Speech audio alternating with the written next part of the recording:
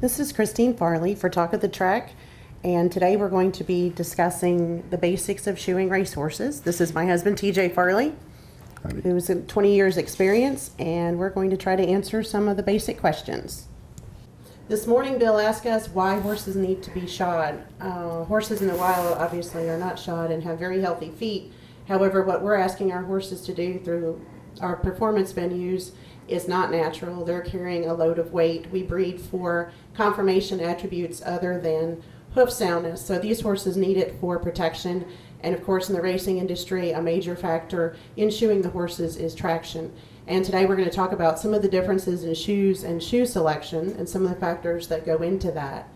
Selecting shoes for a horse should be based on that individual horse, the horse's level of conditioning, any injuries or gait abnormalities, conformation issues, and what track the horse is going to be running on. Several companies make racing plates, Thoroughbred, Kirkhart, several of the others. We actually prefer to use a shoe that's a little bit wider. This is a very popular shoe and has been for many, many years in racing. It's the Thoroughbred racing plate, and you can see it's actually a little bit thinner than the other ones. The more support a horse has, the better performance, and he's going to stay sound for the long term. So that's a very, very important issue. There's a lot of discussion about shoeing for the synthetic tracks. Most of the synthetic tracks have their own regulations regarding what you can shoe with. So that's going to be a big factor in your shoe selection. They do make a shoe specifically. I don't have one here for the synthetic track. Any of them that have problems with too much traction, which is usually not an issue. Most of your synthetic tracks are going to require a flush or flat toe in the front and up to a 2 millimeter toe grab in the rear. Again, it's very track dependent. You all can see the 2 millimeter toe grab right here. That's a fast break, that's a square toe. Use that shoe for a lot of reasons. If you need to increase angles, pull toes back, and it's an XT fast break, same thing as a square toe. And when you have this tradition, Kirkhart's a Blue Bond shock absorber. A lot of tender-footed, thin-soled horses will use this shoe, and particularly, and they also make a Blue Bond that it's in the heels, because what hits the hardest is the heels. What hits first is the heels. 9 times out of your 10, all your soreness in a racehorse is going to be on the rear end, back end of his foot, the back third. So a lot of times when you're shoeing these horses, you're only going to trim out the frog, the back third, and open them commissures up and fit this shoe supportively with this.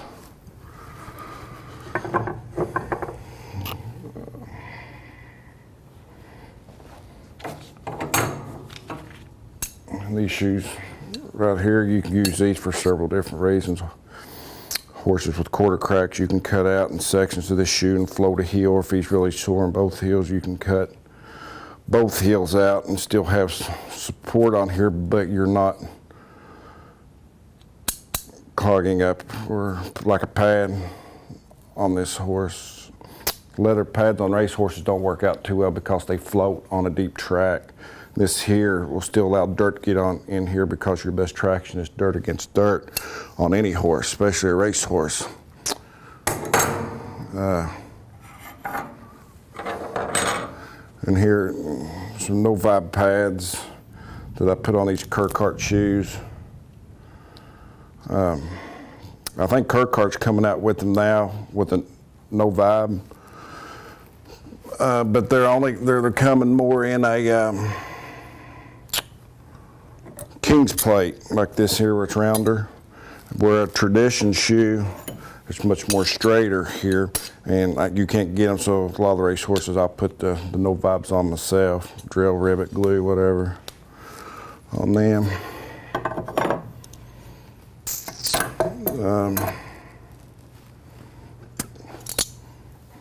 Like that right there, it's a 4 millimeter toe grab on a horse. Turf horses will not use this whatsoever. They're no toe or XTs. And they have a toe clip. When I'm shoeing them, I'll notch the toe with a half round and set the shoe back in there to allow it to help. Quarter clips on a lot of race horses I don't like, because the quarters are the thinnest part on a horse's foot. So if you use a toe clip and it's sit back in the foot, because your toe's the thickest part of your foot and it can take a lot more than any part of the foot. Like I was talking about, what hits first, the heel, what hits the hardest is your heel. So why would we want to put more strain and pressure on this back quarter that's already thin and weak?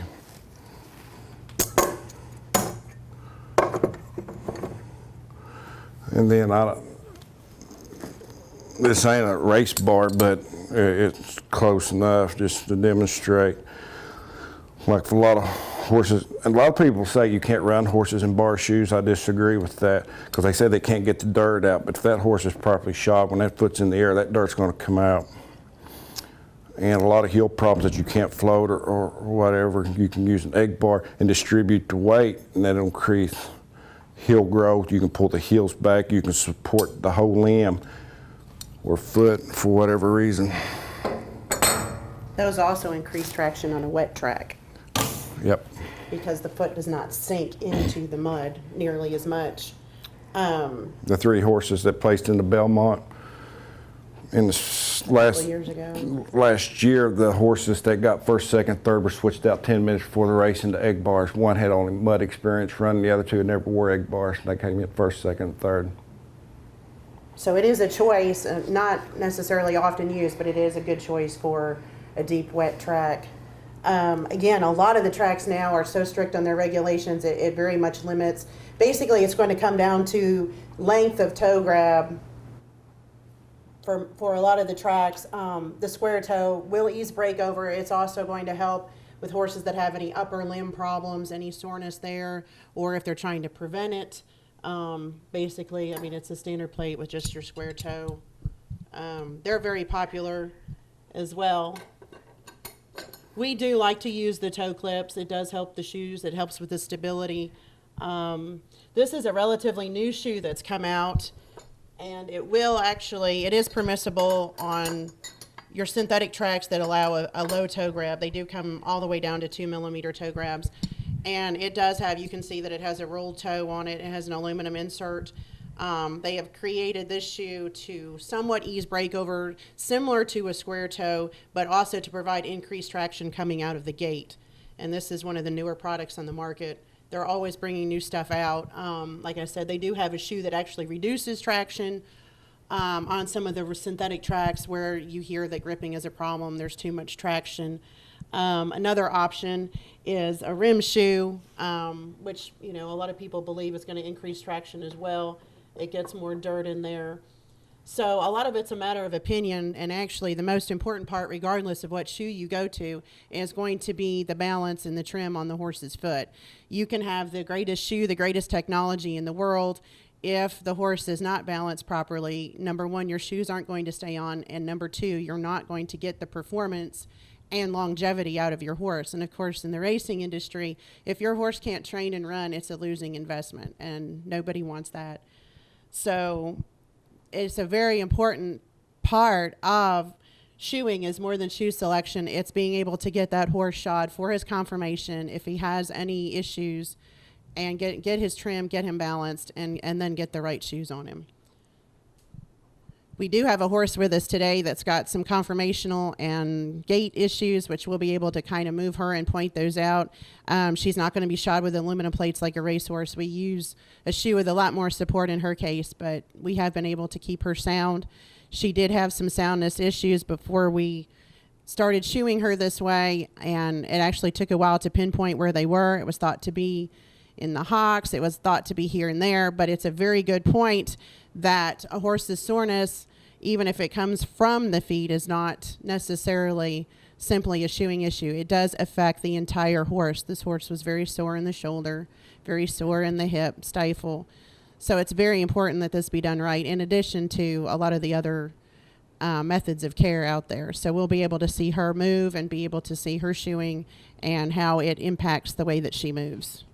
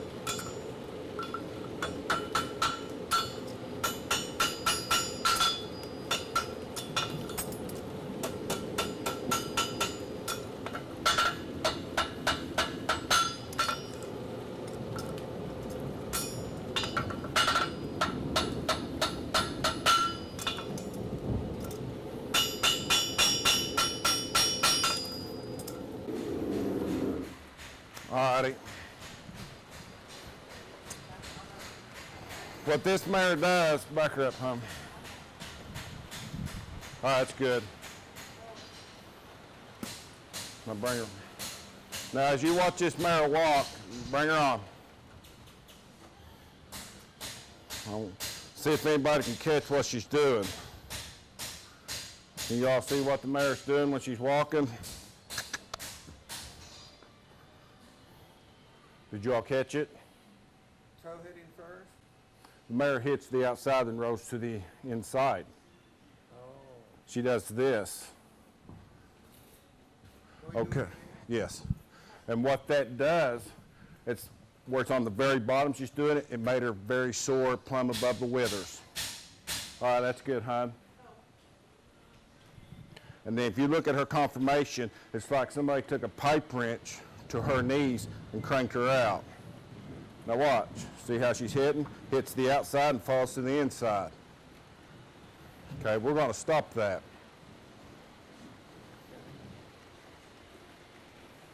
Okay, now back her up again.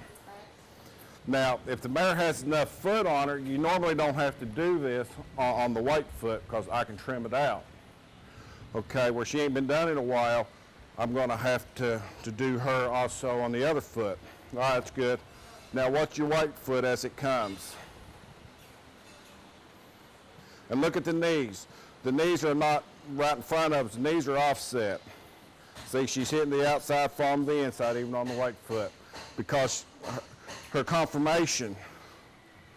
If you look at this mare, she's turned out the knees, she's too straight-legged in the back, and she's coming up, she's got a long back. So a horse with a long back and that leg conformation, 9 times out of 10, if they're sore in the back, they're going to be sore back, stifle, and hock. It goes hand in hand.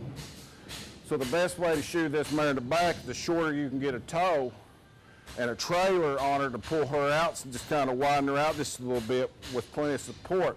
Because when she walks, she wants to torque in the back a little bit. But if you take a lot of torque out on some horses, they're going to get sore because they have to have that, but this mare doesn't need that. This mare goes better if she doesn't torque. Now watch when she goes in the back. See how she's wanting to twist out? I mean, it's not going to be tremendously like this, but the mare is doing this, okay? You take this time it travels 5 feet.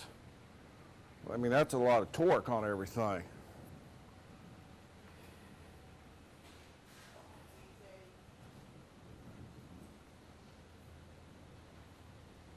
You can see it plain as day as that mare's coming down here. She stands toed out, she's turning at the knee, she's hitting on the outside, flopping in.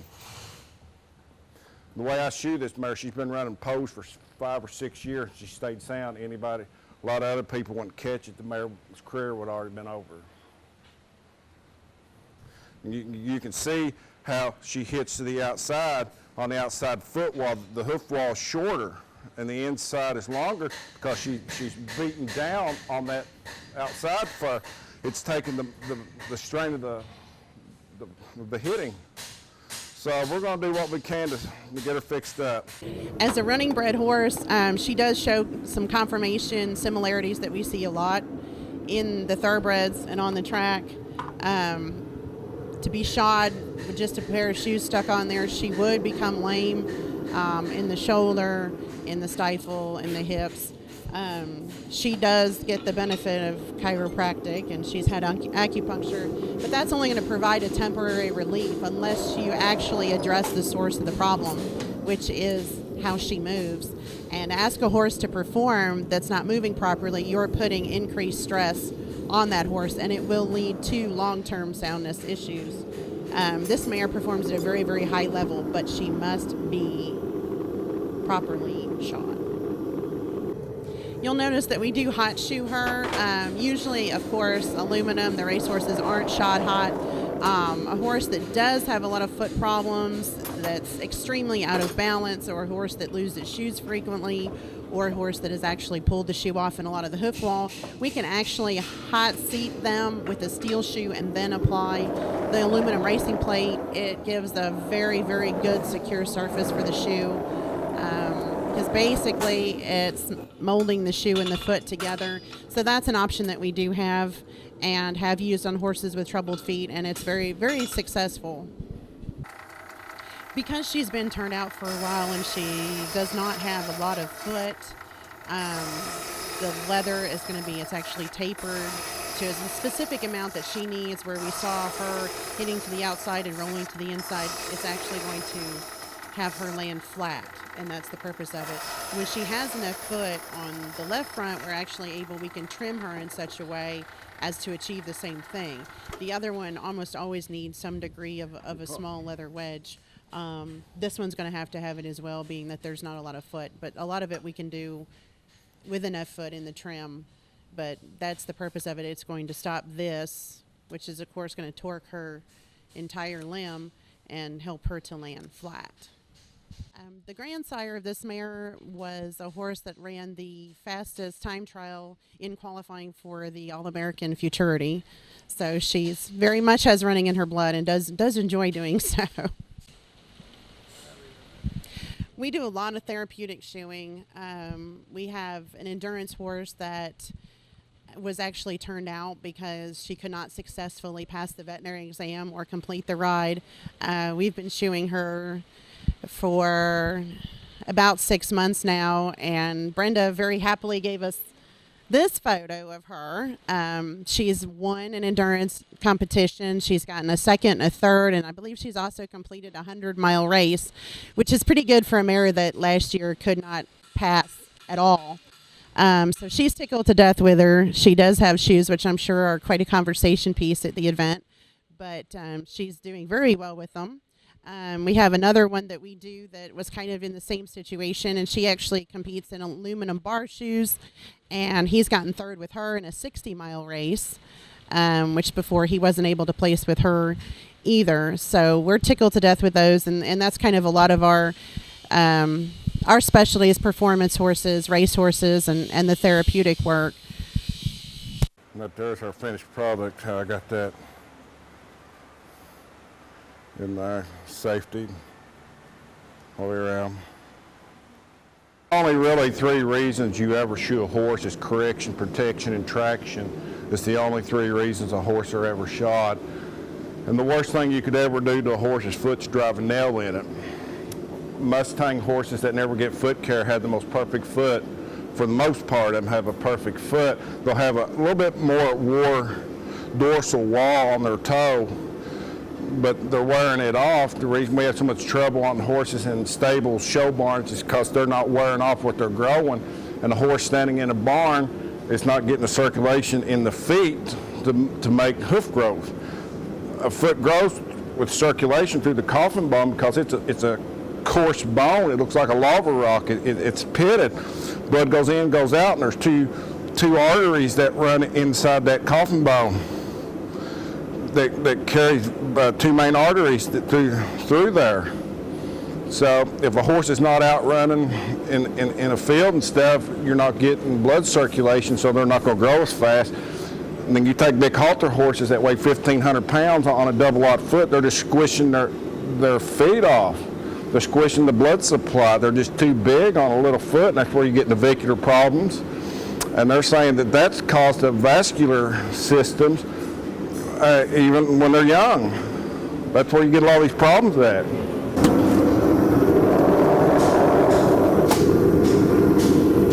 A very interesting thing that I like to talk about on a racehorse or any horse is this. Chris Beamer always preached to me that a long heel is a weak heel, and you see a lot of toes shoved forward and a lot of heels brought forward on these horses because they're not gathering this foot up and pulling them heels back to the widest point, and they're not balancing these horses, and that's why we're ending up with a lot of heel pain, a lot of quarter cracks, shoved up bulbs,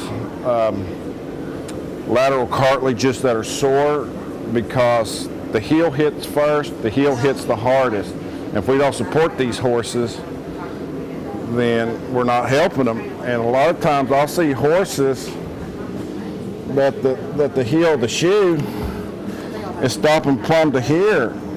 And that's just not supporting that horse. If anything, we need to go further back with these shoes and wider.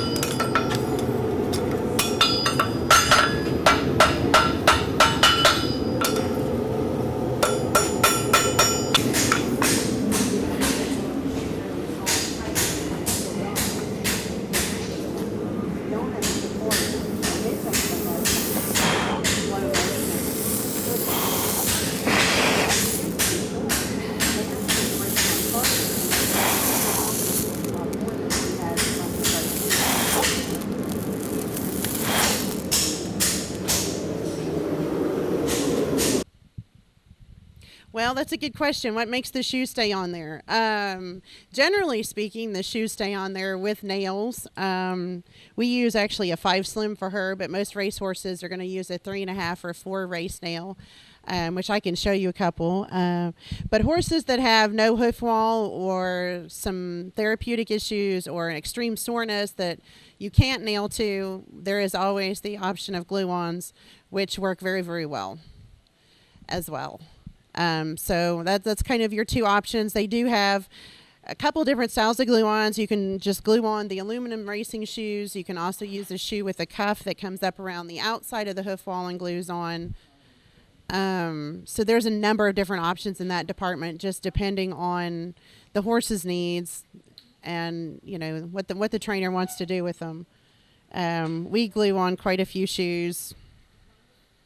It's a little bit more in the care department, so it's not something we do in a lot of cases of horses that aren't performing, horses that tear off foot wall. There's a lot of options as far as the glue-ons, but basically you're either going to glue it or nail it, unless you go with like the plastic boots and stuff, and that's not going to go for a racehorse. You're not going to have the traction and stuff that you need.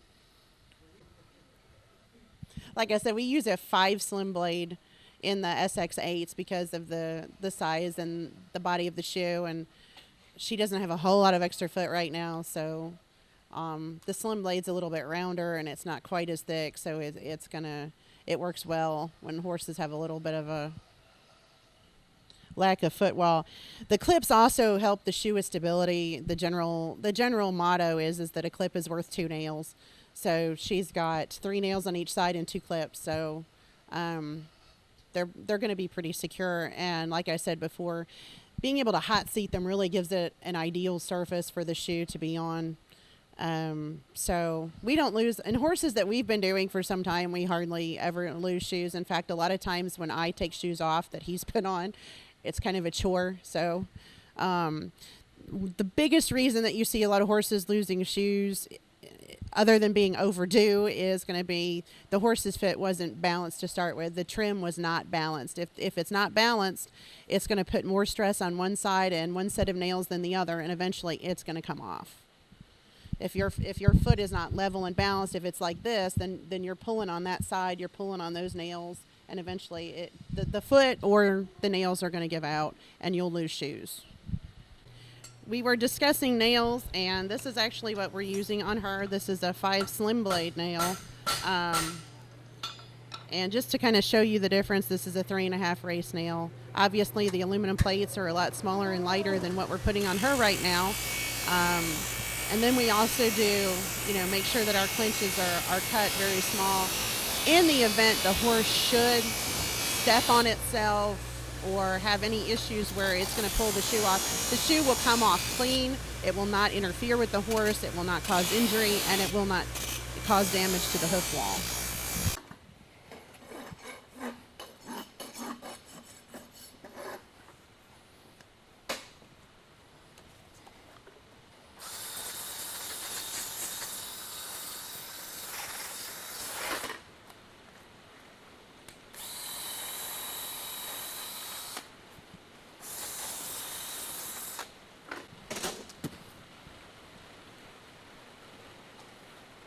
Now see how that horse is hitting flat? But it's not flat. Her balance is here. That's her balance. That's where she needs to be. If you shot a horse that didn't have this conformation like that, you'd cripple it. But her, that's where she needs to be. Back her up again, let them see. Back.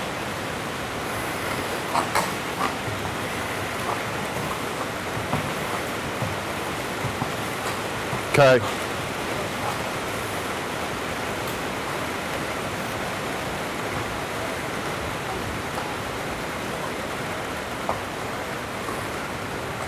There we go.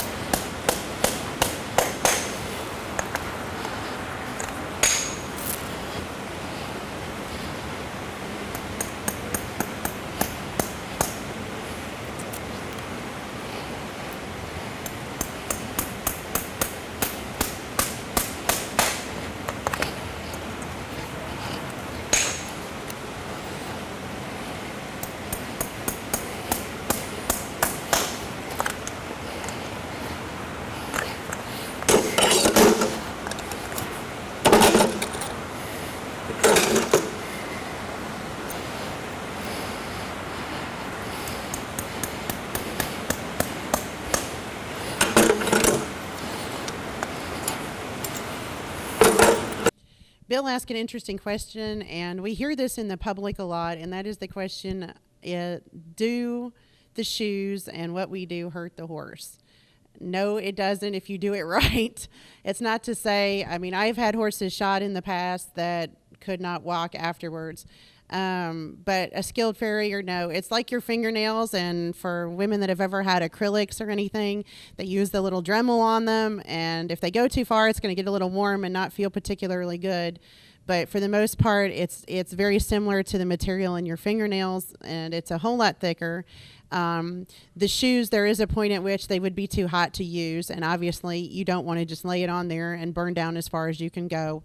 But done properly, no, it does not hurt. The nails are actually into the hoof wall. If you do quick the horse, it's going to hurt. It happens occasionally, more than likely in a foot with very, very poor condition, or a horse that's very, very difficult. Other than that, there again, it's going to be something that is a result of not being done properly. But no, it doesn't hurt. She's actually much more comfortable with her corrective shoes on, and we have a lot of horses like that. We also have a horse that's very, very tender-footed, and these horses all need and like the protection of the shoes they have. Obviously, if we were hurting her, she wouldn't have stood there like that. But no, I mean, the basic answer is if it's done correctly, no. And if it is hurting the horse, then the horse has either got an underlying issue, and sometimes we are asked to shoe a horse that does have a soreness or a lameness somewhere in the horse, and we actually need to stop and find that, and sometimes call in a vet or a chiropractor or somebody else to investigate and to treat it further. Some horses that are recovering from injury, we actually do shoe with the vet present. We can nerve block them or sedate them or just enable them to be comfortable enough to put shoes on that are going to help further heal their injury or problems. So, I mean, that's the simple answer is no, but we do run in, doing the therapeutic work, we run into a lot of horses that are in a lot of pain, and we do manage that. If it's a horse that cannot stand for some reason, then we're going to call the vet in. We're going to call in whatever professional we need to have in so that we can help the horse, because the horse is going to need his therapeutic shoes. But sometimes they can't stand there and take that, and that's another reason for using glue-ons. Some horses with certain injuries or conditions or sorenesses are not going to take having their feet banged on with nail-on shoes. So those are glued on because it's a lot less trauma for horses that are already sore. And of course, Farley's Farrier Service and Talk of the Track would also like to thank Joe Police, the executive director of the Kentucky Horseshoeing School, for volunteering the use of his facility so that we had all of our classroom and indoor resources at our disposal, and we all enjoy putting together educational segments for you.